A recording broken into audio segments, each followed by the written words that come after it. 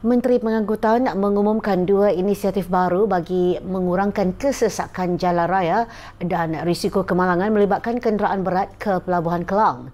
Menteri Pengangkutan Anthony Loke berkata mesyuarat pasukan petugas logistik kebangsaan telah meluluskan insentif berbentuk keuangan bagi pengangkut barangan atau haulier yang memilih memasuki pelabuhan itu di luar waktu puncak iaitu antara 8 malam hingga 8 pagi. Pengendali haulier akan menerima insentif RM15 untuk pergerakan dua hala dan RM7.50 untuk pergerakan sehala.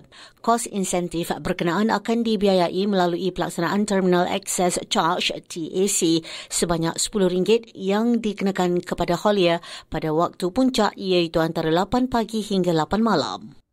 Pilot project akan bermula pada bulan Ogos nanti. Dan pelaksanaan sepenuhnya dijangkakan akan bermula awal tahun depan.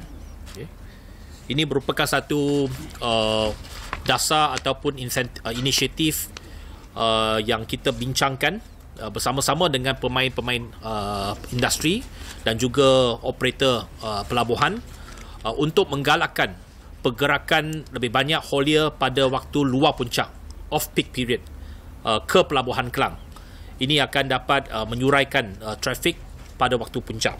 Pengenaan TAC dan pemberian insentif dikecualikan pada hari Ahad dan cuti umum. Inisiatif lanjutan tempoh simpanan percuma kontena bagi pengimport dan pengeksport yang memindahkan sekurang-kurangnya 50% jadual pergerakan haulier ke luar waktu puncak sebelum atau pada 1 Julai 2025 juga diluluskan.